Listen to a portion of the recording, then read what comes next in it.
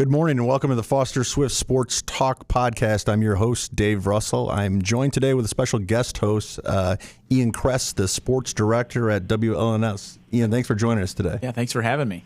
So Ian and I are joined by the Amachree siblings from Hazlet, Michigan. We have Kaema, Nakai, and Kory Amachree with us. I've known the Amachrees basically their entire life. I actually met them when my daughter Abby and Kory were in preschool together, so we go back a long way. And also in that same class, if you recall, Kory was Draven Samuel. Yeah, yes, sir. Yep. So we'll talk about the significance of that in a little bit. And I think this will be a great show. These are three very impressive student athletes. And when I say student athletes, all three of them, well, two of them right now are currently playing Division I athletics, and Kory will soon be actually making his official commitment tomorrow. We'll talk about that a little bit today, but because this won't be released till after that commitment. So Kaema is a soccer player that she played 1 year at Hazlet. And my understanding is you didn't play the other years of high school because kind of in the soccer world, you play like high-level club.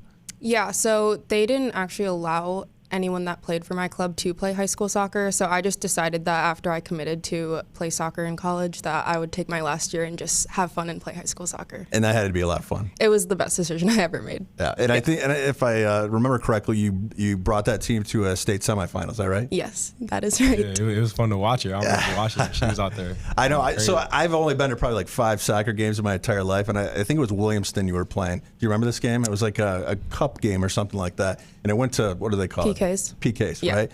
And so it gets to the end of the game. It was a pretty good crowd there. And their student section, do you remember what they were yelling? Oh, yeah, they were chanting overrated. Yeah, like, and it was when like, I went up to the line. It was intimidating. It was like, overrated. Yeah. And I'm like, wow, this is a lot of pressure. And you remember what you did? Oh, yeah, I slammed it in the top left corner.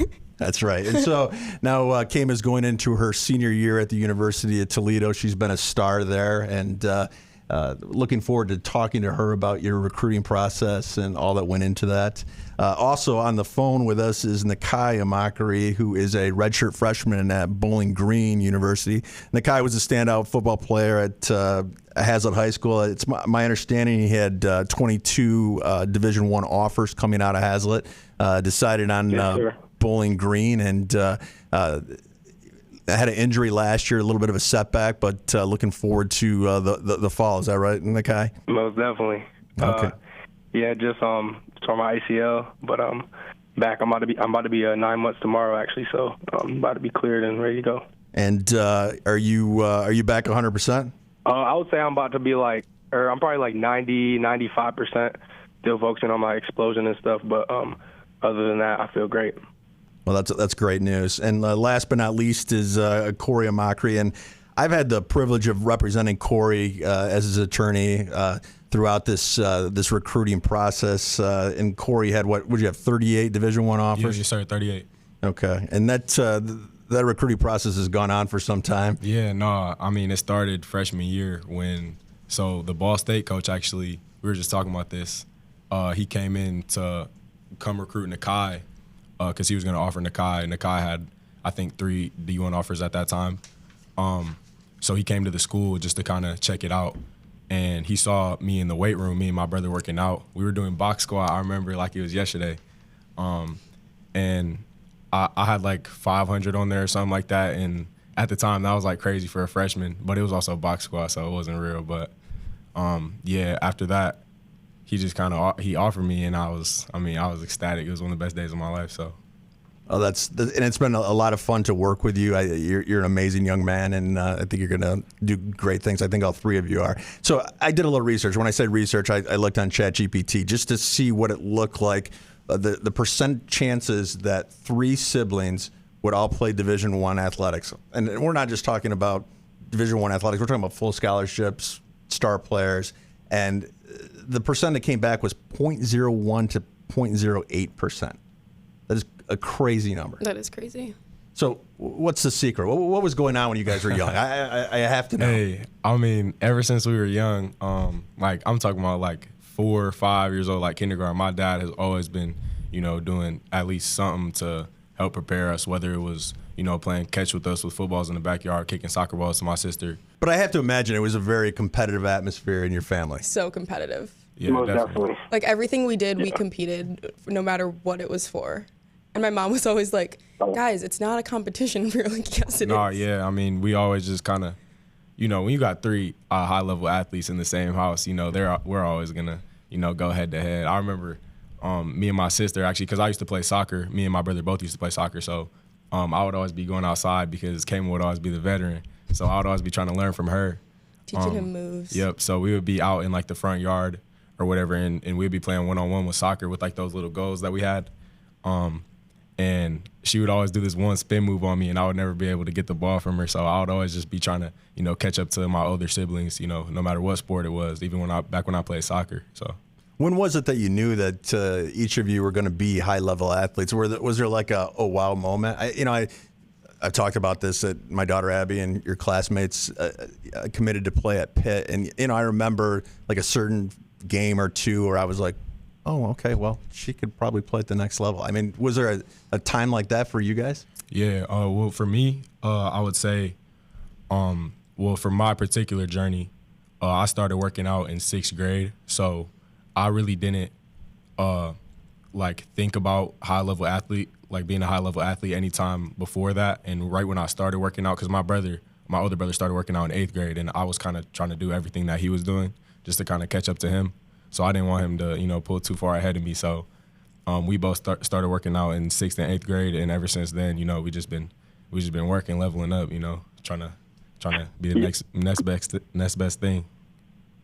Yeah, for me, I would say when I saw all of our work ethics, because Kaema was in 11th grade, so she was starting to get the soccer offers. I was actually in my freshman year, and Kory was in 7th grade, and I would look at like all the hard work Kaema would do, and just start to see like her like receiving her benefits and getting these scholarships and stuff. And then me and Kory just started working hard, and it was this one particular time I saw Kory. He always used to go to the basketball court this was when he like wanted to play D1 basketball. Yeah, I have my phases. I have my phases in a couple different sports. Nah, but he would be at Hillbrook Park. He would just be standing there for like hours on end. Like I think he was there for like 9 hours at one time, and just every day. And I was just like, this And kid's he about to would be bike. something special. He would bike there because he Yeah, couldn't that drive, is so he true. would bike to Hillbrook in the morning, and then he would bike back like when it got dark. Yeah, and so we'd I be used like, to- "You've just been there the whole time." I Like, we used to thought he have- was like doing something else, but really he was literally just practicing basketball. No, yeah, I used to have hoop dreams. I always thought I was gonna go to the NBA. So ever since I was, like 3rd grade up to like I would say 8th grade, I was just hooping. Like back when I couldn't drive, I would bike up to Hillbrook Park. It was like a 20-30 minute bike, and I would just stay there. People would come in and out. I would see people leaving, but I would always stay there, until it got dark, and then I would just kind of bike back, or my dad would pick me up and put the bike in the trunk. But yeah, I remember those days. It was crazy. How about you, Kaema? I would say probably when I started getting offers, or when I started like reaching out to schools, 8th grade year, I would say that's when it really set in. I was like, okay, this is real. Like I'm actually emailing Division I college coaches, and they're emailing me back. Like that must mean that I guess I'm good enough to play at that level. So I would say probably around 8th grade was when I really, really realized that I would be for sure doing this. But were you out like in higher up playing and like just dominating every player? Yeah, I would say. I would say I was always bigger and faster than everybody. Growing up and playing I would be scoring like 5 to 6 goals a game. And so I guess at that age, I probably was like, all right, I should probably move up. Because I remember seeing Kory in flag football, and anytime you wanted to touch on it, just be like, we're just going to give the ball to Kory. Yeah, I think that's how it was for all of us. Yeah. I mean, yeah. So, I think a big part of it, at least, these days is, workout and nutrition. Do you all focus on that? Yeah, I think now we all definitely take that more seriously. I know with Nakai and Kaema being in college, they have to, because, it kind of gets forced upon you when you're playing D1 athletics, But for me, at least, I've been kind of, watching what they eat, and I'm thinking, if I'm going to prepare myself for that type of, high-level athletics, I got to be doing what they're doing. And I think when we were kids, we kind of just ate whatever. I think any kid just kind of eats whatever. I used to have a candy addiction. I would always be eating Skittles. Yeah. But that was bad. I think now, yeah, you know, I make sure to eat breakfast every morning. I make sure to, you know, whether I'm trying to gain or lose weight for a specific reason, you know, I make sure to make my meal plan specifically for that. And I make sure to, you know, just eat high protein and try to cut out as much sugar as I can. So. Well, and another part of it is, you know, when you look at the offers that you all have had, there was Ivy League offers in there. So you did well in school, too. So you're not only focusing on training or working out or actually playing the sport, but, you know, the school part was important. Would you agree? Yeah, yes, sir. And I think a big part of that, at least for me, was I think starting early means a lot. Like when you get a jump on something early, because I remember back in 9th grade, my mindset was basically, okay, if I take this year and I get a 4-point, and I stay on top of my grades and I stay on top of my workouts, that'll set me up for later, because I know a lot of kids are going in thinking, okay, yeah, this is just freshman year. You know, I have a lot of time to, you know, clean up my grades later, senior, junior year, or whatever they may be thinking. I think that will set you up for failure in the future. So I think a big part of it is definitely starting early and getting the jump on things early. And you all are very good students. I think Nakai, you were on the dean's list and had a 4-point this year as well. I don't know if I mentioned that. Yeah, I finished this year with a 4.0. That's great. Yeah. I think we also all just only know, like, we all want to be the best at anything that we do, no matter what it is. So I think school obviously ties into that too. And just like, I think our competitive nature also comes in with school too, because we don't want to get bad grades. Like, who wants to get a bad grade? Yeah. You know, I remember ever since a little kid, you know, my dad was coming in my room. You know, he would read me bedtime stories when I was a little kid, but I also remember he would like do multiplication tables with me, you know, just always teaching me like the little stuff, just not even like trying to instill like knowledge into me, but just trying to instill like the will to learn. Because I feel like when you want to learn or want to do anything, I mean, you're obviously going to go out there and be better at it than someone who doesn't want to learn, you know, and is just doing it just to get a good grade or whatever. He told me you all played chess too. Is that right? I think that's more me. That was Kory. Kory did Rubik's Cubes. He did like I all did a lot those of smart games. I did not I do never got that. into all that. Yeah, my dad actually took me to a got Rubik's Cube competition. He wanted us to be well-rounded in everything. He made us all do band and choir, and he made us, or I did the musical. Like, we all did stuff other than sports just to be like more well-rounded as Yeah, people. that's But true. yeah, he did make Kory do a Rubik's Cube competition. Yeah. Well, did you win? Nah. How many seconds did you do it in though? So I did 3 actually. I did 3, not 3 competitions, but I did 3 different cubes. I remember I did so there's a normal Rubik's Cube and then there's a smaller one and there's like a triangle one. I did the normal one, I think, in like 40 seconds. And then I did the smaller one in like 17 seconds. And I did the pyramid one in like, I don't even remember, probably like 20, 25.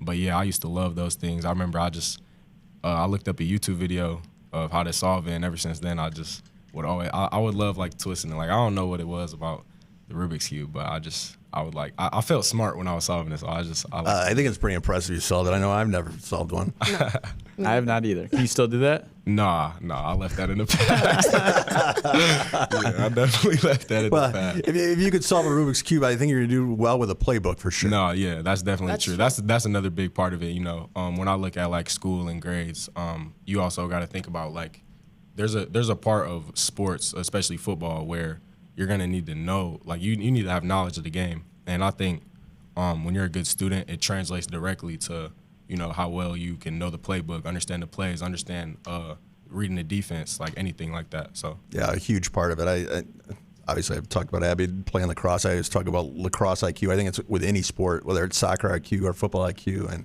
and being well-rounded. I think that's probably helps a lot. And your dad, who I invited to be on but rejected my offer, I know he was quite well-rounded. Didn't he? I mean, he was a football star that played at Michigan State, and my understanding was in high school he actually played in the band at halftime of his football games. Is that right? Yeah, the drumline. yeah, he told us that story. That was, And Homecoming King. Yeah. Shout the out. homecoming king. Yeah, right. So, Yes, he Pooh, did you didn't everything. show up today, but we're going to talk about you a little bit.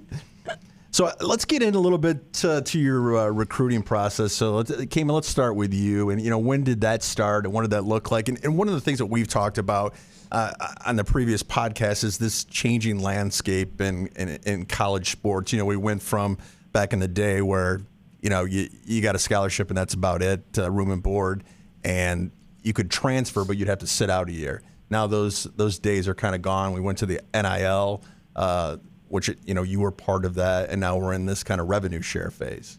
So what did it look like for you? So my college recruiting process started when I was in 8th grade. I played club ECNL. It was like academy back then, but so yeah, that was like pretty much how I got recruited. We would go to all these showcases in like different states. Like I remember I was in California.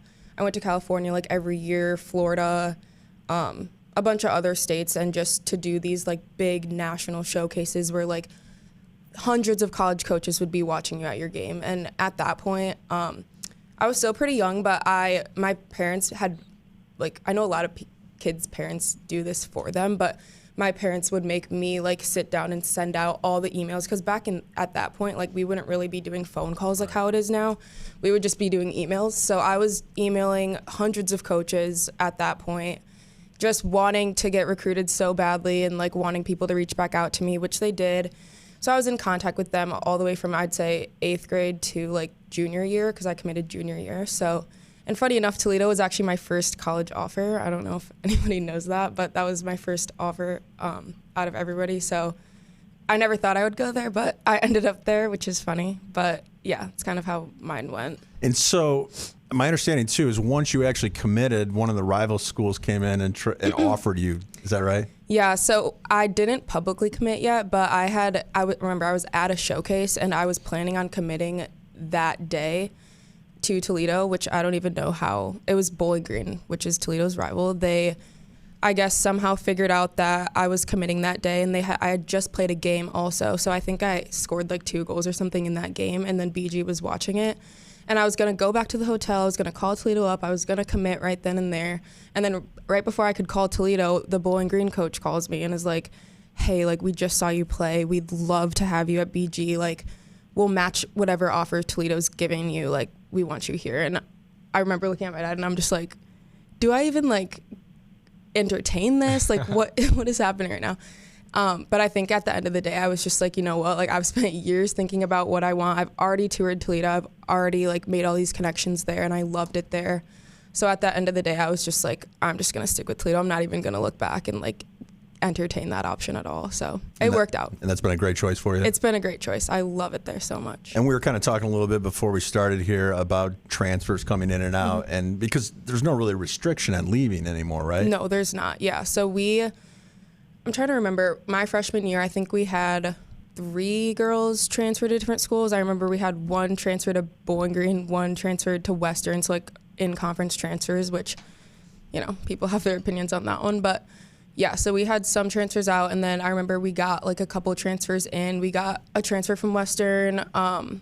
This year we got a transfer from like Oregon State, Iowa. We got a Michigan State transfer. Like, so yeah, it's just been free flowing with the transfer thing. Right. Yeah, it's definitely a different world. A different world for sure. So you'll be a senior this year, and so you'll have played 4 years there. Yeah. 4 years. My freshman year, we started with the coaching staff that recruited me there, and then my sophomore year, we got a whole new coaching staff. So I've had this new coaching staff for 2 years now, and then this will be my 3rd with them. So, yeah. Well, hoping to win a MAC championship. All right, sounds good. Well, we'll be following you for sure. So, Nakai, turning to your recruiting journey, can you tell us a little bit about that? Yeah, so I started reaching out to coaches on Twitter after my sophomore season. It's kind of just like texting, like literally like hundreds of coaches, probably like daily, weekly, just trying to get my name out there, just as much as I could. And I started going to camps like all throughout that season, off season, just working, and I started like looking at people posting offers, like bigger people posting like all these D1 offers, and I was like, dang, I really started to get down on myself. I was like, like when is my time coming? But I would say just the biggest thing I had to do is focus on myself and just focus on my journey, my recruiting journey, and I started to do that. Had some phone calls for some mentorship with my coaches, and they just told me just focus on myself. And I remember this like it was yesterday. After a 7-on-7 tournament in Florida, actually, I got a call from Marshall, and that was my first D1 offer. And after that, I kind of knew like once I would get one, more would start to roll in. and that's exactly what happened. I think 3 days later, Ball State came in, like Kory was talking about, offered me and my brother, and that was when his blew up. But started getting more of the MAC after that, and then I went to this camp, I think Wayne State Mega Camp. I got an offer from Minnesota, and once that happened, I started getting some more like bigger, like Stanford, and then I got kind of the Ivy Leagues, and then once I stopped like I tried to rack them all in, but then it was time I had to realize like I had to kind of settle down and pick which actually college I want to go to. So started doing that, and I took my official visit to Bowling Green, and they say like when the fit's right, you know it, and I feel like that's really true, and I really felt that at Bowling Green, just with the coaches, with the players, all that stuff. I just felt a really good bond and connection. The coaches described exactly how they're going to use me in the offense, and I loved everything I saw, and I trusted the coaches. So that Sunday, after leaving back from the visit in the car, I called coach, committed. And my understanding is you have a new coach there that's a little bit famous. A little bit. Yeah, Coach Eddie George. So our coach, Coach Leffler, actually, it was literally like the last the last day of football before spring break. He called a team meeting. He was like, "So yeah, I got offered this position on the Eagles. I'm gonna take it." So he kind of just left us all in the dark there. So many questions, but just left it all up to God. And our first guy answered because Coach George, I feel like that's probably like one of the best things that could have happened in terms of being a running back on this team, because like how hands-on he is with all the running backs, he makes us all do extra work. And as hard as it is in the moment, I feel like it'll definitely pay off.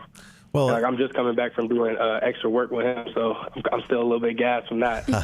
well, and like Kaema has talked about, her coaching staff left. You had a coaching staff leave. I think recruits probably have to take that into consideration when they're making a decision that they're committing to the school. They're not committing to the coach. Yeah, I feel like you got to look at the the school's atmosphere because like coaches can change just like that.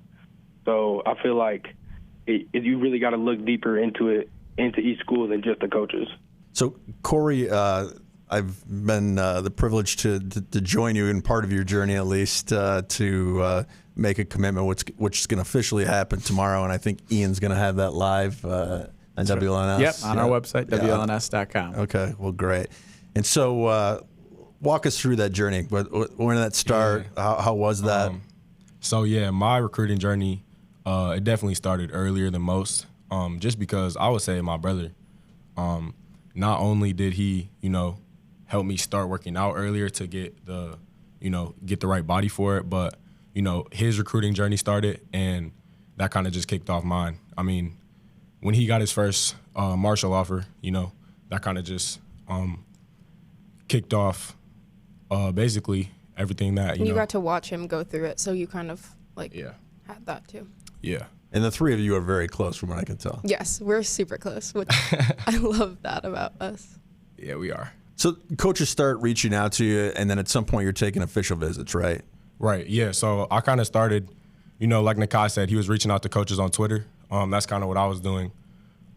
Just kind of reaching out to, every coach that he was on Twitter and stuff like that. Does that actually work? I mean, hey, I don't actually know if it does. It really depends on who you are. But it worked for you and Nakai, but I'm just wondering if that was the effective thing that you did. Yeah, no, it definitely wasn't. Just, all the work that we put in and the camps that we went to, that's kind of the separating factor, I would say. But yeah, as my kind of years progressed, freshman, sophomore, junior, my freshman year I feel like was kind of the foundation, like the building block. And then my sophomore year kind of kicked up. Freshman year, going into sophomore year, actually, I went to this mega camp like Nakai was talking about. That's where I kind of started getting my bigger Power 5 offers. Like I remember I got Arizona State there, and I got, I think, 5 other offers at that camp. And that's what kind of, started everything. After that, I know my sophomore season, I think I missed like 2 games in that season, but I think I had a breakout season that season because I got I think it was 10 offers after that one. And then after my junior season, that was my big one, kind of just my statement season. Like, I feel like even though I only played 6 games because I actually broke my leg, in week 8, and then I missed two games earlier in the season because of a smaller hamstring injury. But yeah, I played 6 games, but I feel like in those 6 games, I really had the opportunity to prove myself and, show kind of my talents. And I think that's the year where I really blew up. Just a bunch of, Big 10 and Big 12 and Power 5 schools, showing interest in me. And yeah, I feel like that's kind of what really set it off. And being part of that journey, I really thought the way you handled it really well. You're a very mature young man. You're going to do well. Obviously, you're very smart. You've shown us that with your Rubik's Cube ability and your grades and all of that. But the way you set it up, and I know part of this was your mom and dad as well. But you basically said, I'm going to focus on the football part of it. I'm going to have you focus on the business part of it. And then I'm going to have a financial person that's going to deal with that part of it. Yeah, right. And I thought that was a great way for you to do it, because you were able to focus to say, okay, where do I fit football-wise? And we'll deal with the business part afterwards, because now we're in a world where it's not just NIL, you have revenue sharing from these schools. So it's negotiating what that's going to look like. And, we're asking young men, young women to make very mature decisions at a very young age, and you did a great job with that. So my hats off to you, and I really enjoyed working with you. But at the end of the day, it was obviously your decision to where you're going to go. And so I know the answer to this, but so where is it you're gonna commit to tomorrow? So I'll be committing to Kansas University. Well, congratulations. And so what was it that made you want to go to Kansas? I know you had a little bit of a connection there. We can talk about that. So I think this all kind of started back, I think it was 1.5 years ago, they offered me. So after my junior season, Coach Samuel, he reached out to me and said, things are looking good for you over here at Kansas, because I know he always, wanted to get me out there because, we're family friends. He got a close bond and connection there with his whole family. But when he reached out, he wanted to make sure that he wasn't the one giving the offer, and that it was actually the running back coach, just so that the process went smoothly, and that the team actually wanted me, and he wasn't just throwing an offer out there just to kind of offer me.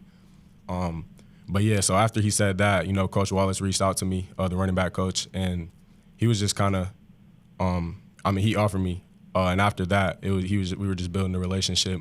We would talk like every week up until now, which is a really long time. So we just been kind of building and fostering our relationship up to now, and I think they've been showing a lot of interest in me. I went up there actually like 6 months ago for the first time.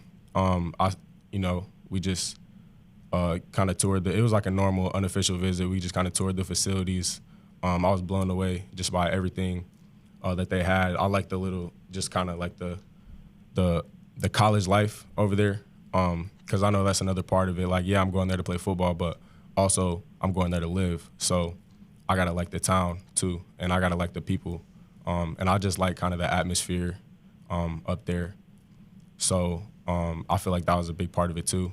And I just love the coaching staff, Coach Wallace, Coach Samuel, Coach Leipold, just all great people. And they kind of explained to me how they were going to use me in the offense more on my official visit, actually, when I went a couple weeks ago. That was one of the best times of my life. We went up there. They showed me a great time.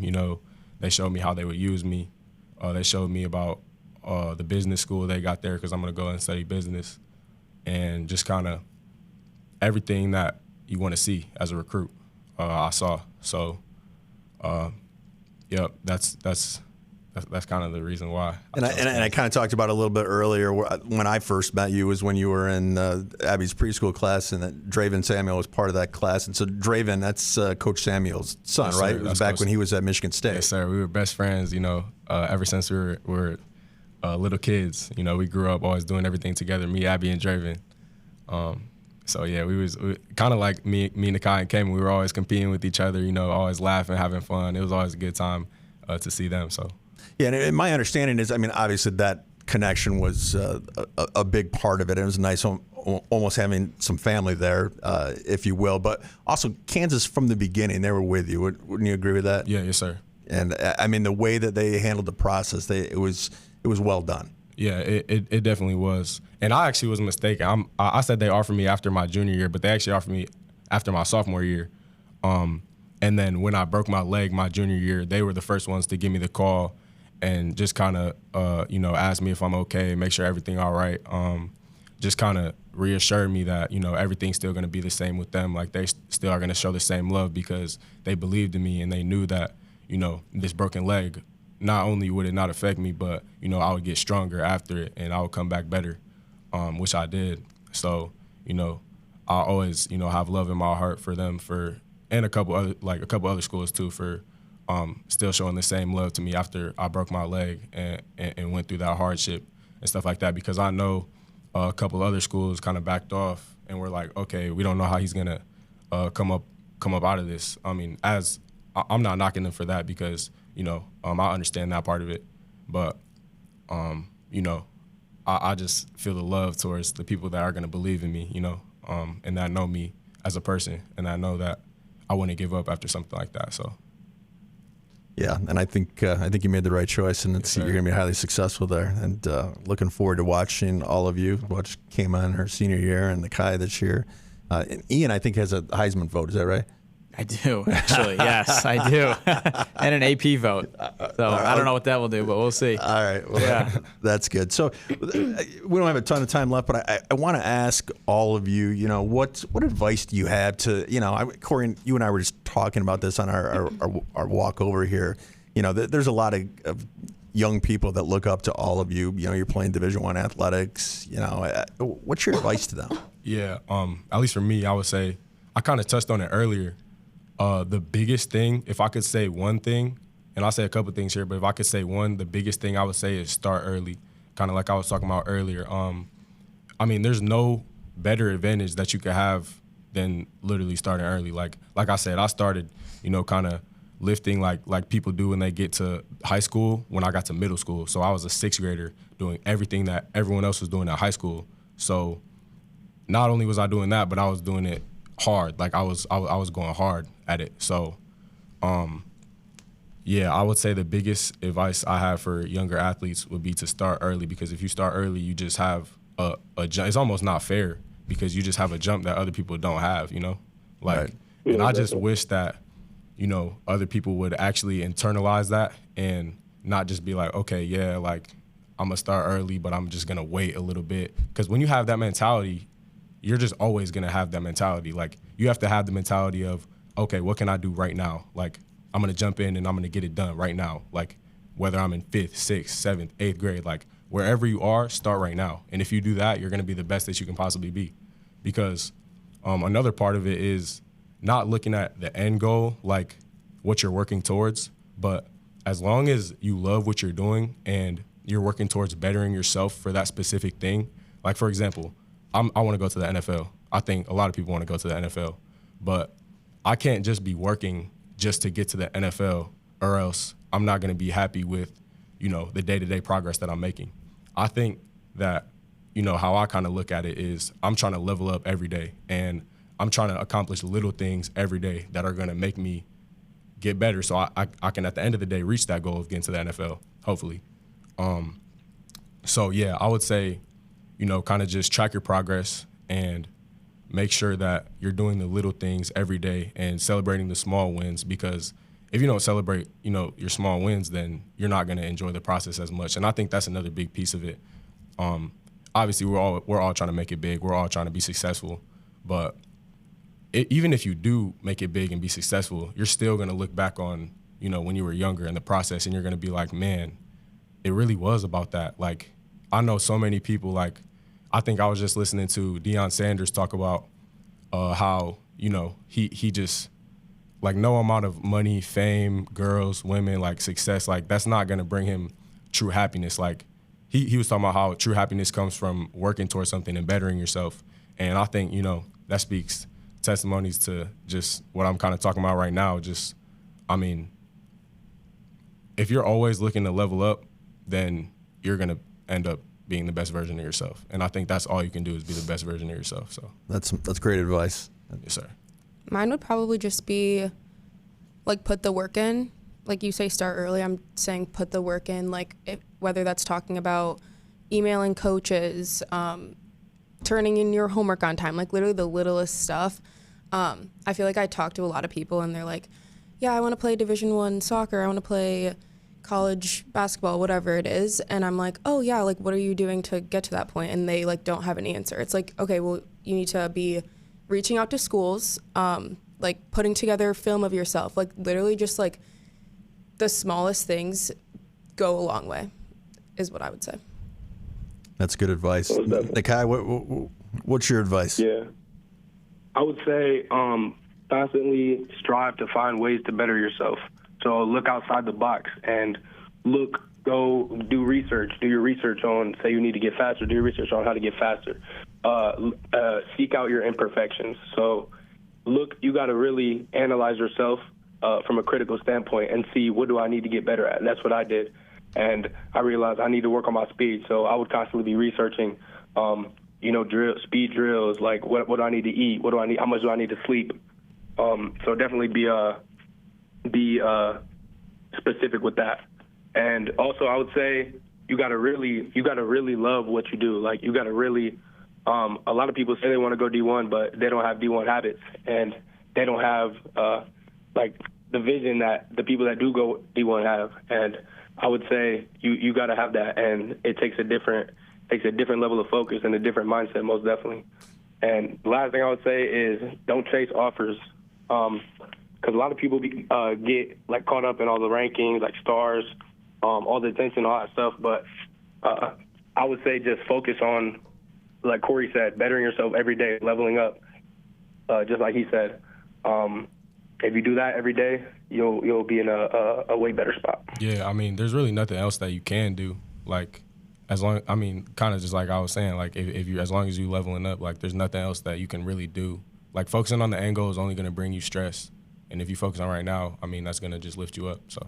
Well, and the other thing I think is a certainty is you're going to face some adversity. I know you did last year, obviously, with your injury. Nakai had an injury. And then Nakai, my understanding, during your recruiting process, you were involved in a car accident that set you back a little bit. Mm-hmm. Yeah, definitely. So it was me and my two friends. We got into a head-on collision and kind of messed up my whole upper body. I couldn't lift for like months. And it had me rethinking. Like I was probably in one of the lowest mental states I've been in a long time. But